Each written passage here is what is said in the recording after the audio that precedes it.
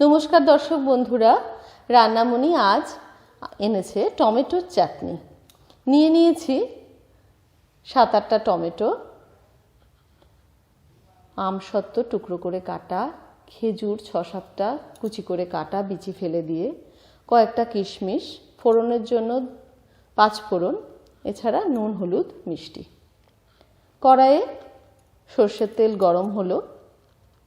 চাটনির জন্য খুব বেশি তেল লাগে না, 1.5 টেবিল স্পুন মতো আমি দিয়ে দিলাম সর্ষের তেল। তারপর 5 ফোড়ন গরম হলো, ভাজা ভাজা হলো, টমেটোগুলো টুকরো করে কেটে দিয়ে দিলাম তেলের মধ্যে।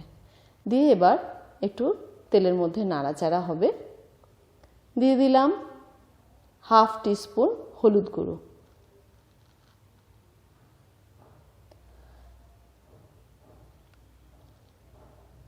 হাফ টিস্পুন নুন, এবার আমি কড়াইটা ঢেকে দিলাম সেদ্ধ হবে বলে। প্রায় মিনিট 10 সিমে রাখার পরে আমি ঢাকনা খুলে দেখলাম টমেটোগুলো একদম সেদ্ধ হয়ে গেছে। টমেটোগুলো যতক্ষণ না সেদ্ধ হচ্ছে আমি কিন্তু মিষ্টি দিতে পারবো না, তাহলে টমেটোগুলো সেই টুকরো টুকরো ভাবটা থেকে যাবে, চাটনিটার মধ্যে ঘনত্বটা আর আসবে না এবং সুন্দর হবে না। একদম টমেটোটা স্ম্যাশ হয়ে গেছে। এবার আমি খেজুরগুলো বিচি ছাড়িয়ে কুচি করে রেখেছিলাম দিয়ে দিলাম, কিশমিশ ভিজিয়ে রেখেছিলাম দিয়ে দিলাম, আমসত্ত্বগুলো টুকরো টুকরো করে কেটে রেখেছি সেটাও দিয়ে দেবো। এবার আমি চিনি দিলাম।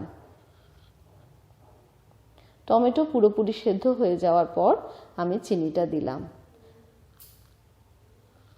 খানিকটা নাড়াচাড়া করছি। টমেটোর চাটনিতে কিন্তু কোনো রকম জল দেওয়া যাবে না, তাহলে একদম জোলো হয়ে যাবে, ঘনত্বটা গাঢ় ব্যাপারটা থাকবে না। এবারে আমসত্ত্ব টুকরোগুলো দিয়ে পুরোটা নাড়াচাড়া করছি। দিয়ে দিলাম 5 ফোড়ন শুকনো লঙ্কা ভাজা, অর্থাৎ গরম কড়াইয়ে 5 ফোড়ন শুকনো লঙ্কা নেড়ে আমি মিক্সিতে গুঁড়ো করে সেই ভাজা মশলাটা চাটনির মশলা হিসেবে দিয়ে দিলাম। হয়ে গেল আমার টমেটোর চাটনি। ভাত খাওয়ার পরে শেষ পাতে আমাদের একটু চাটনি হলে মন ভরে যায়।